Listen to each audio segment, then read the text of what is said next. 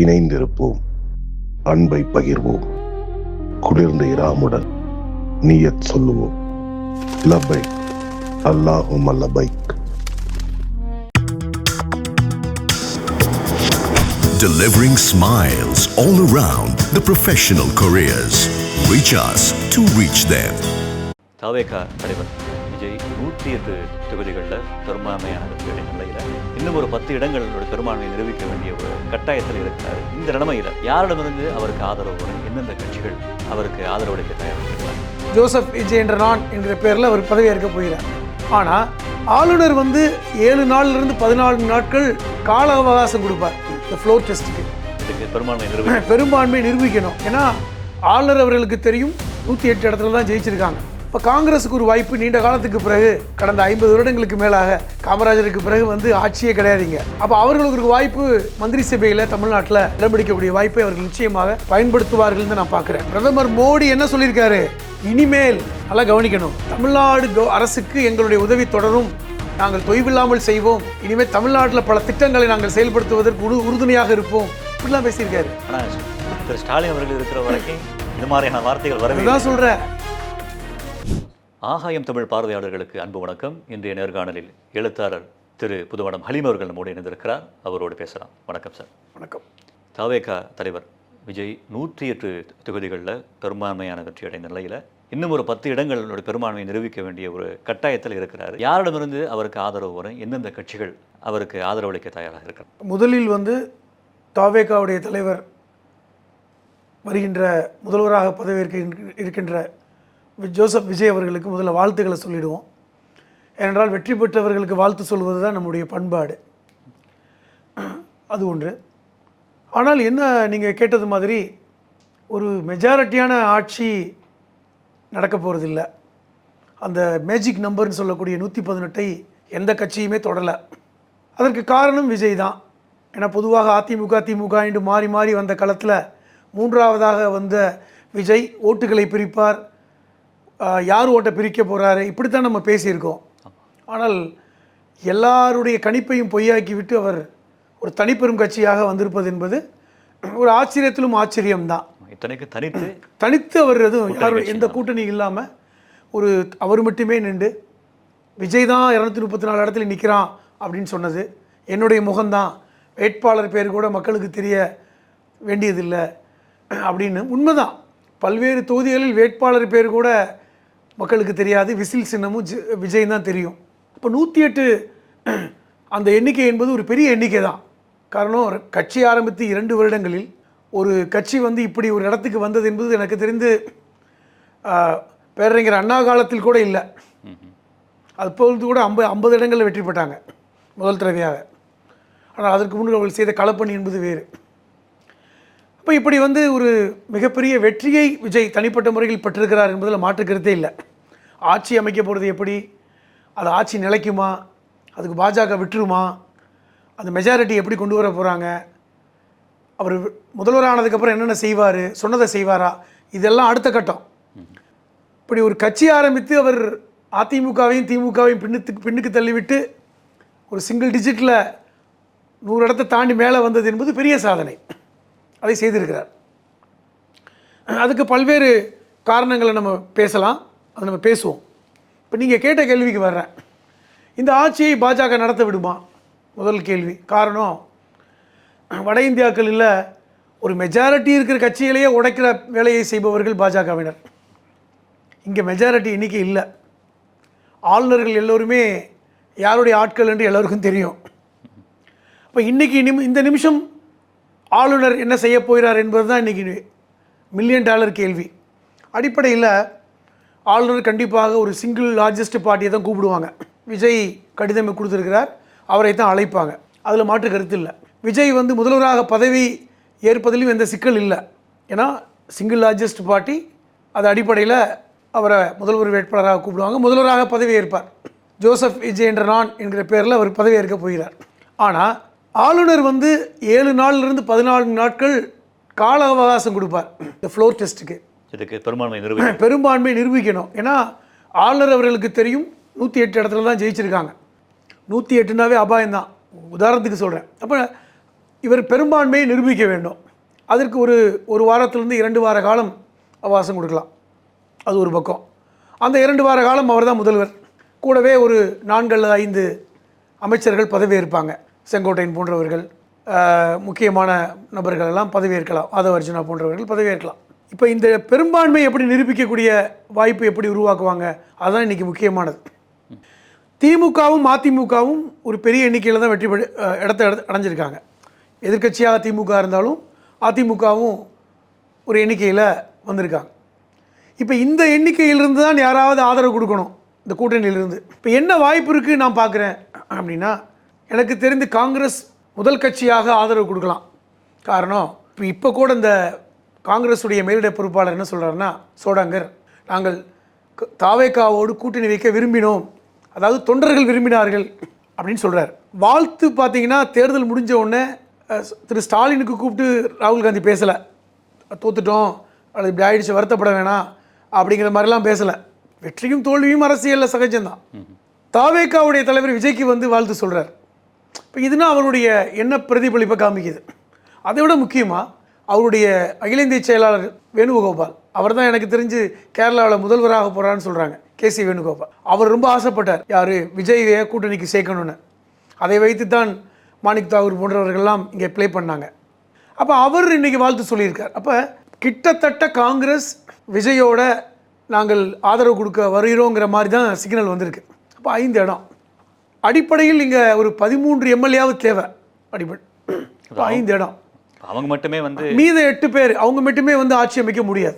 ஒரு வாய்ப்பு. இரண்டாவது, கம்யூனிஸ்ட் கட்சிகளுமே ஒரு வார்த்தை சொல்லியிருக்காங்க. CPIயும் CPMமும் எங்களை விஜய் அழைத்தால் நாங்கள் பரிசீலிப்போம். அப்போ அவர்களுக்கும் ஒன்றும் பெரிய விஷயம் இல்லைன்னா, அவர்கள் வந்து ஆட்சியில் பங்கு இல்லைனால் கூட வெளியிருந்து ஆதரவு தெரிவிக்கிறாங்க. இல்லை, இது ஆட்சியில் பங்கு என்பது ஒரு வார்த்தை திருப்பி சொல்லணும். அடிக்கடி அவருடைய, ஏனென்றால் விஜய் கட்சி ஆரம்பித்து அந்த முதல்ல சொன்ன வார்த்தையே வந்து என்னுடைய தலைமையில் ஆட்சி அமைக்கணும், நான் தான் முதல்வர் வேட்பாளர், ஆனால் என் கூட வந்த அனைவருக்கும் ஆட்சியில் பங்கு. இது அவர்களை வந்து ஒரு உறுதியாக சொன்ன விஷயம். அப்போ இதை வந்து திருப்பி கேட்க வேண்டிய அவசியம் இல்லை. அப்புறம் அதில் உறுதியாக இருப்பார் நம்பலாம்.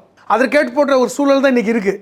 ஒரு மெஜாரிட்டி இருந்தால் அவர் அதில் மாறி இருக்கலாம். இப்போ வந்து வேறு வழி இல்லை. இப்போ காங்கிரஸுக்கு ஒரு வாய்ப்பு. நீண்ட காலத்துக்கு பிறகு, கடந்த 50 வருடங்களுக்கு மேலாக காமராஜருக்கு பிறகு வந்து ஆட்சியே கிடையாதுங்க. அப்போ அவர்களுக்கு ஒரு வாய்ப்பு மந்திரி சபையில் தமிழ்நாட்டில் இடம் பிடிக்கக்கூடிய வாய்ப்பை அவர்கள் நிச்சயமாக பயன்படுத்துவார்கள் தான் நான் பார்க்குறேன். ஒன்று, கம்யூனிஸ்டுகள் எனக்கு தெரிந்து அவர்கள் வெளியிருந்து ஆதரவு தெரிவிக்கலாம்.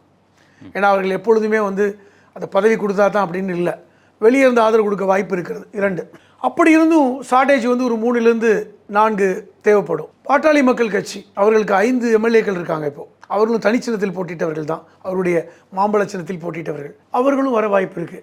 இந்த 3 கட்சி வந்தாலே எப்படி சொல்கிறேன்னா, அன்புமணி வாழ்த்து சொல்லியிருக்காரு. இப்போது இரண்டாவது அன்புமணிய விஷயத்தை நான் சொல்கிறேன். ஆரம்ப கட்டத்தில் மாற்றம் முன்னேற்றம் அன்புமணி என்கிற ஸ்லோகனை உருவாக்கியது பாட்டாளி மக்கள் கட்சி. அவர்களுடைய நீண்ட கால ஆசை என்பது ஆட்சியில் பங்கெடுக்கணும் என்பது தான் பாட்டாளி மக்கள் கட்சியுடைய அடிப்படை கொள்கையாகவே இருக்குது. அது எல்லா கட்சிக்கும் அடிப்படை கொள்கை தான் இருந்தாலும் பாட்டாளி மக்கள் கட்சி பல்வேறு காலகட்டத்தில் இதை வெளிப்படுத்திகிட்டே இருக்காங்க, விசிகா மாதிரி. அப்போ அவர்கள் முடிவெடுக்கலாம். ஏன்னா இது யாரும் தடுக்க முடியாது. கூட்டணி இருந்து ஆட்சி தேர்தலை சந்தித்தாங்க. இன்றைக்கி வந்து தேர்தல் முடிந்து விட்டது. கூட்டணி என்பதே தேர்தலோடு முடிந்து விட்டது. கூட்டணி என்றாலே தேர்தலுக்கு மட்டும்தான். அவர்கள் வந்து தொடர்ச்சியாக வருவங்கிற கட்டாயம்லாம் இல்லை. பாட்டாளி மக்கள் கட்சி எப்பொழுதுமே அதிமுகவோட கடந்த மாதிரி கூட்டணி வச்சாங்க. தேர்தல் முடிஞ்ச அடுத்த நாளே கூட்டணியை முறிச்சாங்க. இது நடந்தது. தன்னுடைய அதிருப்தியை வெளிப்படுத்தினாங்க. அப்போ இதெல்லாம் நடக்கும். தேமுதிகவும் அப்படி தான். அவர்களும் கூட்டணியோடு இருப்பாங்க, வெளியே வந்துடுவாங்க. அப்போ இவர்கள் எல்லாமே ஆதரவு கொடுத்தாலே விஜய் முதல்வராக தொடர முடியும். ஒன்று. இப்போ இந்த கணக்கு ஒன்று. இரண்டாவது கணக்கு ஒரு முக்கியமான கணக்கு. அண்ணா திராவிட முன்னேற்ற கழகம் மட்டும் பாஜக இப்பொழுது ஒரு இடத்துல தான் வெற்றி பெற்றிருக்காங்க. அப்போது அமித்ஷாவுடைய ஆலோசனையோடு பாஜகவுக்கும் அதிமுகவுக்கும் டிஸ்கனெக்ட் ஆச்சுன்னா எடப்பாடி ஆதரவு கொடுக்குறேன்னு சொல்லலாம். நாங்கள் விஜயுடைய முதல்வராவதற்கு ஆதரவு கொடுக்குறோம் அப்படின்னு வந்தாங்கன்னா யாருமே வர தேவையில்லை. சின்ன கட்சிகள் எல்லாம் வரமாட்டாங்க. நேரடியாக கூட்டணி ஆட்சி நடக்கும். எடப்பாடி துணை முதல்வராக வரதுக்கும் வாய்ப்பு இருக்குது. நீங்கள் கேட்கலாம், முதல்வராக இருந்தவர் துணை முதல்வராக எப்படி வருவார்? வாய்ப்புகள் இருக்குது. அதாவது ஸ்டாலின் அவர்கள் MLA கூட கிடையாது. எடப்பாடி துணை முதல்வர் நினச்சி பாருங்கள். அது அவரை பொறுத்தவரை பெரிய வெற்றி இல்லை. இப்போ யாரை எதிரின்னு சொன்னார் தேர்தல் களத்தில்? ஸ்டாலின் தான் எதிரி. ஸ்டாலின் தான் தீய சக்தி. எடப்பாடி தீய சக்தின்னு சொன்னார், விஜயும் தீய சக்தின்னு சொன்னார். 1+1 2 ஆகிடுமா? அப்போ 2 பேரும் தீய சக்தின்னு சொன்னாங்க. தோற்று போயிட்டாரு, நாங்கள் கை கோர்த்துருக்கோம், தமிழ்நாட்டு நலன் சார்ந்து கை கோர்க்கிறோம் அப்படின்னு சொல்கிறதுக்கான வாய்ப்பு இருக்குது. இப்போ விஜய்க்கு என்ன முரண் இருக்கும்? பாஜக மட்டும் முரணாக இருக்கும். பாஜகவை நாங்கள் கூட்டணி வெளியே வந்துட்டோம். 2021 கூட்டணி வைத்து 2024 வெளியே வந்து திருப்பி 2026 எடப்பாடி சேரலையா? அது பெரிய விஷயம் இல்லை. அப்போ இது கூட மேலிடத்துடைய ஆலோசனையோடு செய்யவும் வாய்ப்பு இருக்கிறது. இதுவும் நடக்கலாம். 2 மூன்றாவதாக ஒரு திட்டம் இருக்கிறது. என்ன திட்டம்? இந்த சிறு கட்சிகள் ஒத்துழைக்கல. ஏன்னா இன்றைக்கி ஸ்டாலின் அவர்களை கம்யூனிஸ்ட் கட்சிகள் போய் பார்க்குறாங்க, விசிகா பார்க்குறாங்க, காங்கிரஸ் மட்டும் என்ன போய் பார்க்கல. அப்போ இவர்கள் எல்லாம் வரல, பாட்டாளி மக்கள் கட்சி மட்டும் வந்து தான் ஆட்சி அமைக்கணும்னா அது சரி வராது. இந்த இடத்தில் ஒன்றிய பாஜக ரோல் பிளே பண்ணலாம். எடப்பாடி நீங்கள் மட்டும் போங்க, ஆட்சியில் பங்கெடுத்துக்குங்க. பங்கெடுத்து விட்டால் கிட்டத்தட்ட எடப்பாடி ஆட்சி என்பது அவங்க ஆட்சி தான். அப்படித்தானே இருக்குது. அப்போ நம்ம விஜயை வந்து அழகாக நம்ம பார்த்துக்கலாம், அவரை நம்ம கைட் பண்ணிக்கலாம், நம்முடைய விஷயங்கள் எல்லாம் விஜய் மூலமாக செயல்படுத்திக்கலாம். அப்படிங்கிற இடத்துக்கும் பாஜக ரோல் பிளே பண்ணலாம். காரணம், கட்சியை உடைச்சி இன்னொரு கட்சியில் சேர்க்கறதெல்லாம் பாஜக கைவந்த கலை. இப்போ மகாராஷ்டிராவில் பார்த்தோம், சிவசேனாங்கிற இந்துத்துவா கட்சியவே உடைச்சவங்க பார்த்துருக்கோம். அப்போ அதெல்லாம் அவர்களுக்கு பெரிய விஷயம் இல்லை. பீகாரில் நிதிஷ்குமாரையே 20 வருஷம் முதலமைச்சராக இருந்தவரையே பதவி விட்டு விலக வைத்து அவர் ராஜ்யசபா எம்பி கொடுத்து ரிட்டையர்டாக வச்சு ஆட்சியை மாற்றினவங்க. அப்போ அவர்களுக்கு தெரியும் எப்படி இதை செய்யணும்னு. அப்போ இதில் ஒருவேளை விஜய் பலியாகலாம். காரணம், அவருக்கு ஏற்கனவே இந்த ஜனநாயக படரில் பிரச்சனைகள் இருக்குது, அவர் மேலே பல்வேறு சிபிஐ வழக்கு இருக்குது, கரூர் பிரச்சனைலாம் இன்னும் இருக்குது, கரூர் பிரச்சனை இருக்குது, அதெல்லாம் பார்க்க வேணும். அதெல்லாம் வந்து நீ வந்து சிபிஐயோட கையில் தான் இருக்குது. எது வேணாலும் சொல்லலாம்ல. உங்களுக்கு தேவை என்னங்க? நீங்கள் சிஎம்மாக இருங்க, அவர் டெப்டி சிஎம்மாக இருக்கட்டும், பார்த்துக்கலாம். நாங்கள் ஆசீர்வாதம் செய்கிறோம், எங்களுடைய ஆசி உண்டு, பிளஸ்ஸிங் உண்டு. முக்கியமான ஒரு விஷயத்தை சொல்ல நீங்கள் மறந்துட்டீங்க. நம்முடைய பாரத பிரதமர் மோடி அவர்களும் வந்து வாழ்த்து தெரிவிச்சிருக்கிறார். பிரதமர் மோடி என்ன சொல்லியிருக்காரு? இனிமேல் நல்லா கவனிக்கணும், தமிழ்நாடு அரசுக்கு எங்களுடைய உதவி தொடரும், நாங்கள் தொய்வில்லாமல் செய்வோம், இனிமேல் தமிழ்நாட்டில் பல திட்டங்களை நாங்கள் செயல்படுத்துவதற்கு உறுதுணையாக இருப்போம், இப்படிலாம் பேசியிருக்காரு. ஆனால் திரு ஸ்டாலின் அவர்கள் இருக்கிற வரைக்கும் இது மாதிரியான வார்த்தைகள் வரவே தான் சொல்கிறேன். இப்போ டீலிமிட்டேஷன் விஷயத்தில் விஜய் என்ன மாதிரி முடிவுகள் எடுக்க போகிறாரு? அதாவது இருமொழி கொள்கை உறுதியாக இருப்பாரா, அல்லது இந்திய திணிப்பதில் அவர் ஃப்ளெக்சிபிலிட்டியாக இருப்பாரா? பல்வேறு விஷயங்கள் இருக்குது. அப்போ இதெல்லாம் பயன்படுத்துவதற்கு விஜய் ஒப்புக்கொண்டால் விஜய் முதல்வர். இல்லை, நாங்கள் வைத்துக்க மாட்டோம், திமுக தீய சக்தி மாதிரி, பாஜக வந்து பாசிச சக்தி, அதெல்லாம் எனக்கு வேண்டான்னாருன்னா இன்னொரு வாய்ப்பு இருக்குல்ல. ஆளுநர் மூலமாக மெஜாரிட்டி நிரூபிக்கப்படலை அப்படிங்கிற மாதிரி ஒரு சூழல் ஏற்படுத்தினால் 6 மாத காலம் ஆளுநர் ஆட்சி நடக்கும். ஏன்னா 14 நாட்டுக்கு கொடுப்பாங்க. ஃப்ளோர் டெஸ்ட்டில் பாஸ் பண்ணலைன்னா விஜய் ஆட்சி இழக்கணும். அது வரலாறு நடந்திருக்கு. ஒரு விஷயத்தை உங்களுக்கு ஞாபகப்படுத்துகிறேன். டெல்லியில் கெஜ்ரிவால் தேர்தலை சந்திக்கும் பொழுது மெஜாரிட்டி வரல, முதல் தடவையாக காங்கிரஸ் தான் எதிர்கட்சி. காங்கிரஸ் ஆதரவு கொடுத்தாங்க கெஜ்ரிவால் ஆட்சி பண்ணட்டும்னு. அது எத்தனை நாள் நீடிச்சது? கொஞ்ச நாளே ஆட்சி கலைஞ்சது. மறுபடியும் தேர்தலை கெஜ்ரிவால் சந்தித்தார். அது ஒரு விஷயம். அப்போ இந்த மாதிரி ஒரு தொடர்ச்சியான ஆட்சி நடக்குமா அப்படிங்கிறது முக்கியம். எல்லாரும் முத்தமிழறிஞர் கலைஞர் மாதிரி ஆக முடியாதுல்ல. 2006 மெஜாரிட்டி இல்லாத ஒரு ஆட்சியை தான் கலைஞர் நடத்தினார். ஜெயலலிதா கூட இது ஒரு மைனாரிட்டி கவர்மெண்ட் சொல்லுவாங்க அடிக்கடி. அப்பொழுது கூட இருந்து யார் சப்போர்ட் பண்ணது? பாட்டாளி மக்கள் கட்சி ராமதாஸ் அவர்களும் காங்கிரஸும் சப்போர்ட் பண்ணாங்க வெளியே இருந்து. அப்போ கூட கூட்டணி ஆட்சி இல்லை. இந்த டெக்னிக்கலான விஷயத்த கலைஞர் அவர்கள் செஞ்சது போல் ஒரு ராஜதந்திரத்தை இவர் விஜய் செய்வாரா? தெரியாது. இதெல்லாம் நம்ம பார்க்கணும். ஏன்னா இதில் வந்து ஒரு ஆள் ப்ளே பண்ணலை. உங்களுக்கு பல கட்சிகளுடைய விஷயங்கள் இருக்குது. இந்த பக்கம் எடப்பாடியுடைய இது இருக்குது, மேலே இருக்க அமித்ஷாவுடைய திட்டம் இருக்குது. இதில் ஒரு விஷயம் கிளியராக இருக்குது, என்னென்னா திமுக இதில் ப்ளே பண்ண போகிறது இல்லை. காரணம், திமுக சொல்லிவிட்டார்கள் நாங்கள் எதிர்க்கட்சியாக செயல்படுவோம்.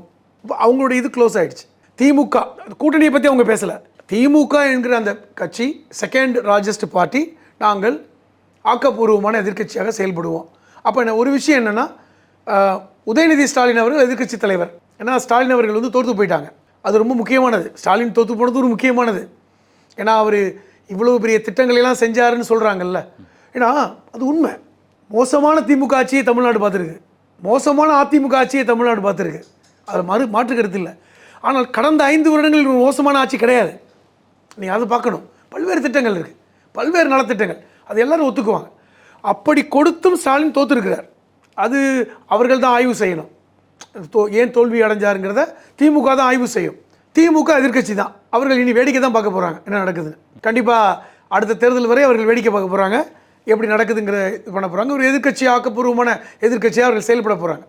இப்போ இங்கே ரோல் பிளே பண்ண போகிறது எல்லாமே அதிமுகவிலிருந்து காங்கிரஸாக இருக்கட்டும், கம்யூனிஸ்டுகளாக இருக்கட்டும், பாட்டாளி மக்கள் கட்சி, இவங்க தான் பண்ணி ஆகணும். இதில் எப்படி பிரியுது? பாட்டாளி மக்கள் கட்சியை வந்து ஆதரவு கொடுத்தா இவங்க வர மாட்டாங்க, விசிக வர மாட்டாங்க. அப்போ இதில் ஏதாவது ஒரு கட்சி தான் உள்ளே வரும், நான் அப்படி தான் கணிக்கிறேன். இல்லை ஆட்சியில் தான் நம்ம வெளியிருந்து ஆதரவு கொடுப்போம் அப்படி இன்னும் வரலாம். இப்போ இந்த காட்சிகளை இந்த அடுத்த ஒரு வாரம் பார்க்க போகிறோம். அதோட ஒரு வாரம் கவனம் எப்படி நடக்க போகுதுன்னு தெரியல. அதில் எத்தனை குதிரை பேரம் நடக்கலாம், யார் வந்து உள்ளே ஆதிக்கம் பண்ணுறாங்க, இதில் யார் வந்து கிங் மேக்கராக இருக்க போகிறாங்க, அமித்ஷா கிங் மேக்கரா அல்லது எடப்பாடி கிங் மேக்கரா அல்லது பாட்டாளி மக்கள் கட்சியுடைய அன்புமணி கிங் மேக்கரா இல்லை காங்கிரஸுடைய சோடாங்கர் அந்த குழு தான் கிங் மேக்கராக இருக்க போதா, எல்லாம் காட்சிகள் நமக்கு ஒரு நாள் 2 நாளில் தெரிஞ்சிடும். இப்போ இதையெல்லாம் தாண்டி இப்போ தாவேகா வந்து பெரும்பான்மையை நிரூபிக்க தவறினால் மறுபடியும் மறுதேர்தல் நடத்துறதுக்கான இல்லை, வாய்ப்புகள் இருக்கா? அதாவது ஒருவேளை நீங்கள் சொன்ன கேள்விக்கு நிரூபிக்க தவறினால் 6 மாத காலம் தேர்தல் நடத்த மாட்டாங்க. ஏன்னால் 6 மாத காலம் ஆளுநர் ஆட்சி நடத்துவதற்கு சட்டத்தில் இடம் இருக்குது. அது 6 மாத காலம் ஆளுநர் ஆட்சி நடந்தால் அது யாருடைய ஆட்சி? பாஜக ஆட்சி. ஏங்க ஆளுநர் என்பவர் நான் ஆர்.என். ரவியை பார்க்கலையா நம்ம? இப்போ உள்ளவரை நீங்கள் பார்க்கல. கேரளாவுடைய ஆளுநர் தான் தமிழ்நாட்டுடைய பொறுப்பு ஆளுநர். இதே ஆர்.என். ரவி இருந்திருக்கணும், அது இன்னும் சுவாரஸ்யமாக இருந்திருக்கும். இவரும் அதுக்கு சளைச்சவர் இல்லை. ஏன்னால் இன்றைக்கி பாஜகவுடைய ஆளுநர்கள் தான் இவர்களெல்லாம் வந்து தனியாக கட்சி சாராதவர்கள்லாம் சொல்ல முடியாது. அப்போ இவர்களுடைய குரல் என்பது அமித்ஷாவுடைய குரல், மோடியுடைய குரலாக தான் ஒலிக்கும். அப்போ அவர்கள் என்ன இன்ஸ்ட்ரக்ஷன் கொடுக்குறாங்களோ அது இங்கே நடக்கும். நீங்கள் நினைக்கலாம் பாஜகவுக்கு எம்எல்ஏ இல்லை, ஒரே ஒருத்தர் தான் வெற்றி பெற்றார், அது விஷயமே இல்லை. அதிமுகவில் இருக்க அத்தனை எம்எல்ஏக்களும் அவங்க பாஜக எம்எல்ஏ மாதிரி தான் ட்ரீட் பண்ணுவாங்க. இப்போ ஆளுநர் ஆட்சி என்றாலே அது பாஜக ஆட்சி. இந்த 6 மாத காலத்திற்குள் பாஜக நினைத்ததை சாதிக்க முடியல. அவர்கள் எத்தனையோ விஷயங்களை கொண்டு வருவாங்க, எல்லாத்தையும் சாதிக்க முடியும். இப்போ இதெல்லாம் எப்படின்னா விஜயுடைய நடவடிக்கையை பொறுத்து தான் அது நடக்கும். விஜய் வந்து ஒத்துக்கொண்டால், எடப்பாடியை சேர்வதுக்கு ஒப்புக்கொண்டால் அல்லது ஒன்றிய அரசோடு அனுசரணையாக இருந்தால் அவர் ஆட்சி தொடரும். ஏற்கனவே பார்த்துருக்கோம், ஜெயலலிதாவுடைய மரணத்துக்கு பிறகு 2017 எடப்பாடி ஆட்சிக்கு வந்தார். எடப்பாடியே சொன்னார், எனக்கு இந்த 4 வருஷம் வந்து இருந்தது காரணம் பாஜகவுடைய சப்போர்ட் தான், வெளிப்படையாக சொன்னார். அப்படி பாஜகவுடைய சப்போர்ட் இருந்தால் விஜயால் நான் 5 இடத்தை கொண்டு போக முடியும், அது மாற்றுக்கிறதே கிடையாது. அல்லது இல்லை திமுக போன்று நான் பாஜகவை எதிர்க்கிறேன், அந்த பாசிசமும் பாயாசமும் ஒன்று தான் அப்படின்னு உறுதியாக இருந்தார்னா அவர் கண்டிப்பாக ஆட்சி செய்ய முடியாது. கண்டிப்பாக ஆட்சி செய்ய முடியாது. அது அமித்ஷாவை அனுசரிக்காமல் ஆட்சி செய்வது என்பது இப்போ விஜய்க்கு பெரிய கடினம். ஏன்னா யார் வந்தாலுமே, பாட்டாளி மக்கள் கட்சி வந்தாலும் அது ஒன்று தான், அதிமுக வந்தாலும் ஒன்று தானே. இப்போ வெறுமனே காங்கிரஸும் இந்த கம்யூனிஸ்ட் கட்சியில் வச்சு மட்டும் ஆட்சி பண்ண முடியாது. இப்போ அவங்க ஆட்களும் வரணும். இப்போ இது ஒரு பெரிய நெருக்கடி தான். இப்போ இந்த நெருக்கடிக்கு விஜய் பணிந்தால் ஆட்சி தொடரும். ஏன்னா இவர் மூலமாக எல்லாத்தையும் சாதிப்பாங்க. இப்போ வந்து பாஜகவுக்கு என்னென்னா, திமுக பெரிய எதிரி, திமுக அவர்களால் வீழ்த்த முடியல, நேரடியாக வீழ்த்த முடியல. அவர்களுக்கு அடிக்கடி மகாபாரதத்தை தான் உபதேசமாக சொல்லுவாங்க, மறைமுகமாக வீழ்த்தினாங்க. இன்றைக்கி வந்து திமுக வீழ்த்தப்பட்டது விஜயால். விஜய்ங்கிற அம்பை வைத்து வீழ்த்திட்டாங்க. இவர்களுக்கு அஃப்கோர்ஸ் சேதாரம் தான், அதை பற்றி கவலை இல்லை. ஆனால் பெரிய எதிரி வீழ்த்தப்பட்டார்ல, அப்போ நம்ம இனிமேல் பாஜக அடுத்து வளர்கிறதுக்கு வாய்ப்புகள் இருக்குல்ல. அவர்களுக்கு 2031 தான் கணக்கு. 2031 சட்டமன்ற தேர்தலில் பாஜக தலைமையில் ஆட்சி தான் அவங்க பேசுகிறாங்க, அதுதான் அவங்க கணக்கு. அடுத்து 2029 பாராளுமன்றத்தில் அவங்க இடத்துக்கு வரணும். அப்போ இந்த காலகட்டத்தில் திமுக இங்கே ஆட்சியில் இருக்கக்கூடாது, வெஸ்ட் பெங்காலில் மம்தா ஆட்சியில் இருக்கக்கூடாது, இதுதான் அவங்க இலக்கு. மம்தாவை வீழ்த்திட்டாங்க, ஆனால் இங்கே வந்து நேரடியாக அவர்கள் வீழ்த்த முடியல. இப்போ விஜய் மூலமாக வீழ்த்திட்டாங்க. இப்போ இதை எப்படி தக்க வைக்க போகிறாங்க அப்படி தான். ஒன்று 6 மாதம் ஆளுநர் ஆட்சியா, அல்லது பாஜகவை அவருடைய நிர்பந்தத்திற்கு பணிந்த விஜயோடைய ஆட்சியா, இதுதான் நடக்க போகுது. நீங்கள் பாஜகவை எதிர்த்துட்டுலாம் விஜய் எந்தோட ஆட்சி செய்ய முடியாது, அது வாய்ப்பு இல்லை. அப்படி தான் என்னுடைய கணிப்பு. ஏன் பெரம்பூர் தொகுதியில் அவர் தொகுதியை வந்து ராஜினாமா பண்ணலை அப்படின்னா, சென்னையை பொறுத்தவரை 16 சட்டமன்றத்தில் 14 தாவேகா வெற்றி பெற்றிருக்கிறது. கிட்டத்தட்ட சென்னை மாநகரம் முழுவதும் தாவேகாவுடைய ஆளுகைக்கு கீழ் வந்தது மாதிரி தான் கிட்டத்தட்ட. இது ஒரு பெரிய மாற்றம். காரணம், எப்பொழுதெல்லாம் திமுக தோற்குதோ அப்போது கூட சென்னையில் தோற்க மாட்டாங்க. அதிமுக வெற்றி பெறுற காலத்தில் கூட சென்னையில் திமுக வெற்றி பெறும். ஆனால் இந்த தடவை அப்படி இல்லை, அது ஒன்று. இரண்டாவது, எல்லாம் தலையெல்லாம் ஆமாம், இரண்டாவது அவருக்கு வந்து சட்டமன்றம் அவருடைய தொகுதிக்கு போடுவது ரொம்ப எளிது. வீட்டிலிருந்து அவர் தொகுதிக்கே போகலை அப்படிங்கிற ஒரு குறை வராது. மூன்றாவது, பெரம்பூருக்கு பக்கத்தில் தான் வில்லிவாக்கம், பெரம்பூருக்கு பக்கத்தில் தான் கொளத்தூர். 3 தொகுதியுமே அவர்களுக்கு அந்த இப்போ வந்து வில்லிவாக்கத்தில் ஆதவர்ஜுனா, அங்கே விகேஎஸ் பாபு. ஸோ அவங்களே வந்து பெரம்பூரையும் பார்த்துக்குவாங்க, எல்லாமே ஒட்டி இருக்கிற தொகுதி. இதற்கு ஒரு காரணம், இது ஒரு காரணம். இப்போ திருச்சி கிழக்கில் யார் வேணாலும் அவர் இப்போ வந்து ஒரு விஷயமே இல்லை, யாரை நிறுத்த வேண்டும் என்று அறிவித்தாலும் அங்கு வெற்றி பெற்று விடுவோம் என்கிற நம்பிக்கை இருக்குது. அதனால் அது பிரச்சனை இல்லை. ஆனால் முக்கியமாக இந்த ஸ்டாலின் தோற்றது தான் இன்றைக்கி பெரும்பேச்சு. இன்றைக்கி குளத்தூரில் ஒரு முதல்வராக இருந்தவர் தோற்றது என்பது தான் முக்கியமானது. அதுதான் பெரம்பூருடைய எஃபெக்ட் தான் குளத்தூரில் ஸ்டாலின் தோற்று விட்டார் அப்படிங்கிறதையும் சொல்கிறாங்க. ஏன்னா குளத்தூரும் பெரம்பூரும் ஒட்டி இருக்குது. அது அப்போ அதனுடைய எஃபெக்ட் அங்கே இருக்குது. நம்ம ஏற்கனவே சொல்லியிருக்கோம், ஏன் குளத்தூர்லேயே வந்து ஸ்டாலின் விஜய் போட்டிட்டு இருக்கலாமே, இப்படிலாம் நம்ம பேசியிருக்கோம். அப்படி போட்டி இருந்து வீழ்த்திட்டு தான் இன்னும் அது ஒரு வேறு மாதிரியான ஒரு விஷயம் கொண்டு போய் வேறு ஒரு தளத்துக்கு கொண்டு போயிருக்கும். இதுக்கு என்ன பதில் சொல்கிறாங்கன்னா, திமுகவிலேருந்து எல்லாரும் தோற்றுருக்காங்க. பேரறிஞர் அண்ணா காஞ்சிபுரத்தில் தோற்றுருக்காரு, காமராஜரே விருதுநகரில் தோற்றுருக்காரு, இப்போ பெருந்தலைவர்கள்லாம் தோற்றுருக்காங்க. கலைஞரை தவிர கலைஞர் அவர்கள் மட்டும்தான் 13 முறை வெற்றி பெற்றவர். அந்த வரலாறு யாருமே இன்ன வரைக்கும் உடைக்க முடியல. அதனால் வெற்றியும் தோல்வியும் என்பது திமுகவுக்கு வழக்கமானதுன்னு சொல்லிட்டாங்க. பட் என்ன நான் பார்க்குறேன் அப்படின்னா, 2 தொகுதிகளில் நின்று 2ஐயும் வெற்றி பெற்றிருக்கிறார், முக்கியமானது. அதனால் பெரம்பூரை தக்க வைத்ததுக்கு காரணம் ஒரு சென்னையில் மாநகரத்தை தங்களுடைய கட்டுப்பாட்டில் கொண்டு வர வேண்டும் என்று விஜய் நினைத்திருக்கலாம். சென்னையை நான் வேறு மாதிரி மாற்றுவேன். ஏன்னா அவருக்கு ஒரு பெரிய சேலஞ்ச் இருக்குது. சென்னையில் வந்து இப்போ மெட்ரோ திட்டங்கள் வந்து இன்னும் முடிவடையாமல் இருக்குது. சாலை இப்போது நிறைய விஷயங்கள் இடத்துல போடப்படாமல் இருக்குது. பல்வேறு திட்டங்களை ஏற்கனவே திமுக அரசு கொண்டு வந்திருக்காங்க. மாணவ மாணவிகளுக்கு மாதம் 2,500 ரூபா கொடுக்கணும். இப்போ மே மாதத்துலேருந்து அவர் 2,000 ரூபா கொடுக்கணும். அது எப்படி கொடுக்க போகிறாங்க? அதை விட முக்கியமாக ஒன்று சொன்னார், 30% கமிஷனாக ஸ்டாலினுக்கும் மற்ற அமைச்சர்களுக்கும் போகுது. அதாவது ஒட்டுமொத்த பட்ஜெட் வந்து ஒரு 6 லட்சம் கோடி என்றால் அதில் 30% ஸ்டாலின் அவர்கள் வீட்டுக்கு போகுது. அதை எடுத்துட்டாவே நாங்கள் பல திட்டங்களை செய்ய முடியும்னு விஜய் சொன்னார். இப்போ அதெல்லாம் அவர் ஆட்சிக்கு வரும்போது தெரிஞ்சுக்குவார் அது அப்படி இல்லைன்னு, அது எவ்வளோ கஷ்டம்னு. இப்போ இந்த திட்டங்களை எப்படி செய்ய போகிறாங்க? பல்வேறு இப்போ காலை உணவு திட்டத்திலேருந்து இது எல்லா திட்டங்களும் தொடருமா? அப்போ இதை நீங்கள் நிறுத்தினீங்கன்னா பிரச்சனை வரும். இதை தாண்டி நீங்கள் விஷயங்களை கொண்டுட்டு போகணும். வருஷத்துக்கு 6 சிலிண்டரு, பல்வேறு விஷயங்கள் ஒன்றா செய்யணும். அதை தாண்டி ஏற்கனவே நடந்து கொண்டிருக்கிற திட்டங்கள்லாம் தொடரணும். அதுக்கு நிதியை நீங்கள் எப்படி உருவாக்க போகிறீங்க? கடனே வாங்காமல் பண்ணிடுவீங்களா? டாஸ்மாக் மூடினீங்கன்னா டாஸ்மாக் கூடிய வருமானத்தை எப்படி எதில் ஈடுகட்ட போகிறீங்க? பல்வேறு விஷயங்கள் இருக்குது. இது இப்போ முதல்வராக பதவியேற்றப்பறம் எதில் முதல் கையெழுத்து போட போகிறாரு? இது முக்கியமான ஒரு கியூரியாசிட்டியாக இருக்குது. ஏன்னா எல்லா முதல்வர்களும் ஒரு முக்கியமான கையெழுத்து போடுவாங்க. இதில் என்ன செய்ய போகிறாரு? வந்து தமிழ்நாடுக்கு எதிர்பார்க்கிறோம். இது ஏன்னா ஆட்சிக்கு வந்துட்டீங்க, எப்படி செயல்பட போகிறீங்க? அது ரொம்ப முக்கியமானது. அது அவ்வளோ எளிதான இல்லை, முள்படுக்கை தான். இப்பொழுது வந்து விஜய்க்கு வந்து இந்த முதல்வர் பதவி என்பது ஒரு முள்படுக்கை தான். அதில் எப்படி அவர் ஹேண்டில் பண்ண போகிறாரு, எப்படி இவ்வளோ பேரை சமாளிக்க போகிறாரு என்பதில் தான் அவருடைய தலைமை பண்பு வெளிப்படும் நான் பார்க்குறேன். மற்றொரு நேர்காணல் சந்திக்கலாம். உங்களுடைய கருத்துக்களுக்கு நன்றி. நன்றி.